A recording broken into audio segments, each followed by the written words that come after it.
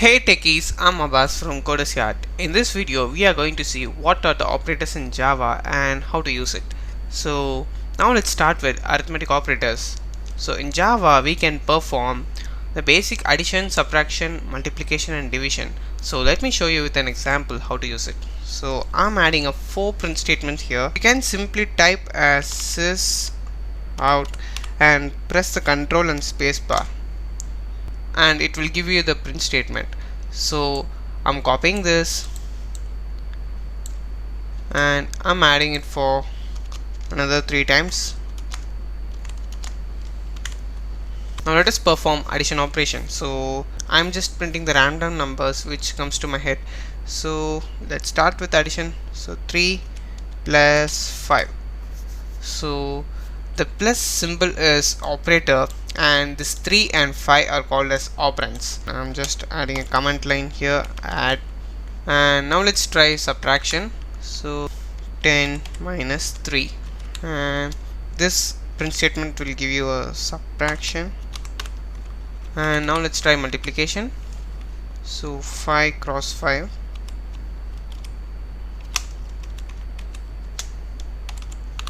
multiplication.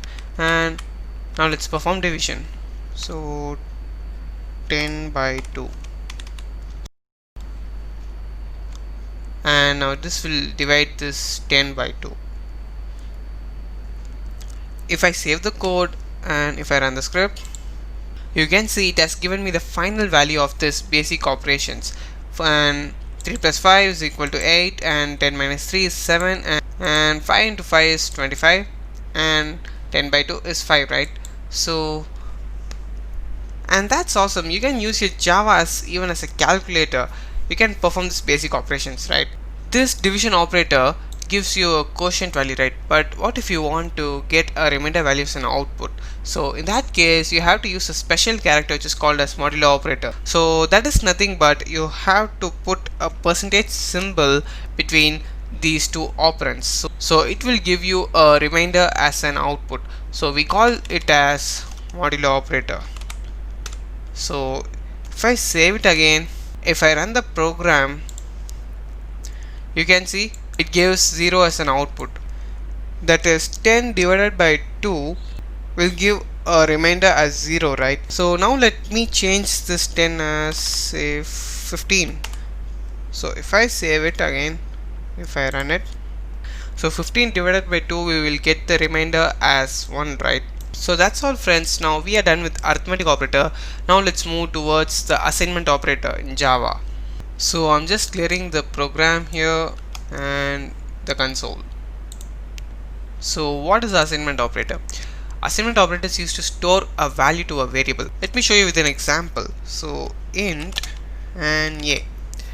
If I want to store a value or number to this variable, we can simply add a equal to 10.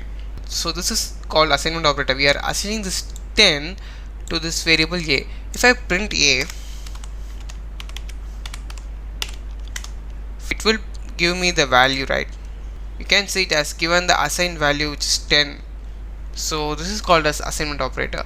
So we can increment the value of a to 3 times by a equal to a plus 3.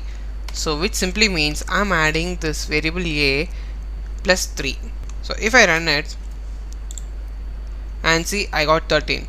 So instead of typing like a equal to a plus 3, that's a shortcut. We can use assignment operator here, that is a plus equal to, which is equal to a equal to a plus 3.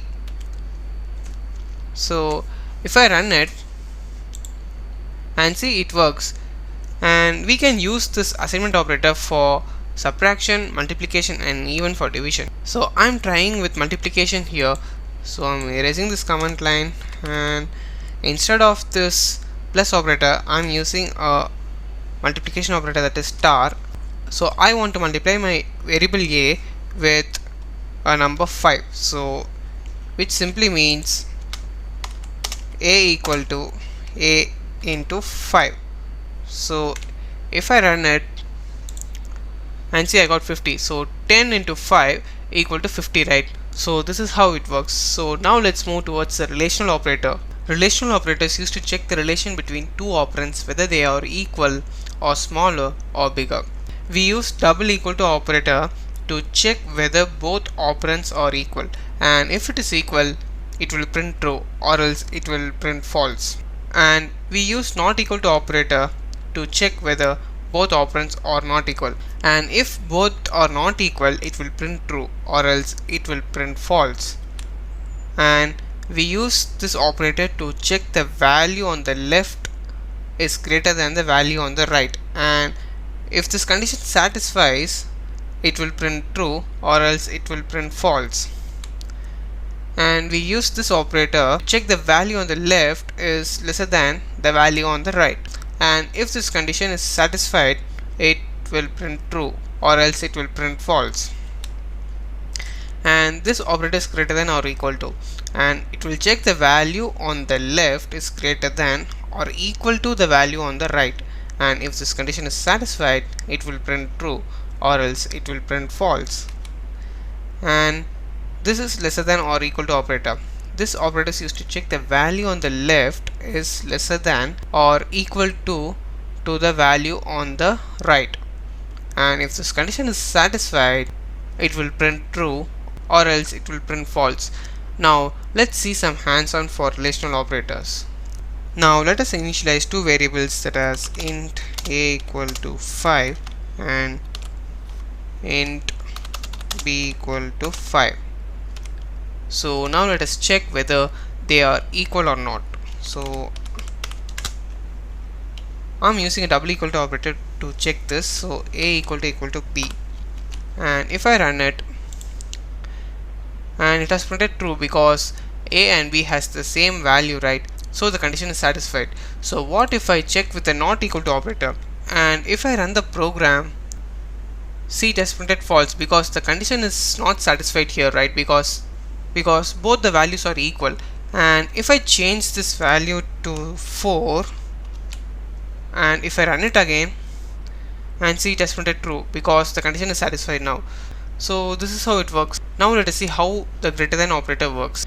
Now the value of a is 4 and now the value of b is 5. Is a is greater than b? Now let us check. No, it is false, right? Because b has the greater value, right? Now if I change the value for a as 8, now 8 is greater than 5, right? So if I run it and see I got true. So now let's check with lesser than operator. Is a is lesser than b? No. So obviously it will print false. So if I change this as 10, now a is lesser than b. So it will print true. You can see it has printed true. So guys, now let us check whether a is greater than or equal to b. So I am changing the operator as greater than or equal to. So if I run the program, see it has printed false because a has the lesser value. So if I change it to 10,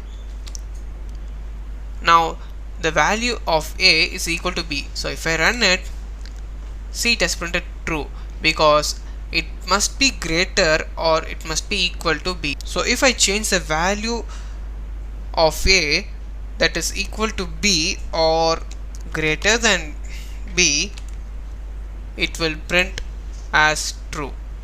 So now let us check with lesser than or equal to operator. So for this, the value of a must be equal to or lesser than the value of b. So now the value of a is greater, right? So obviously it will print false. So if I change it to 10 or lesser than 10, it will print true. So if I change it as say 7, and if I run it and see it has printed true. So we'll stop it here for today. Thank you for watching this video.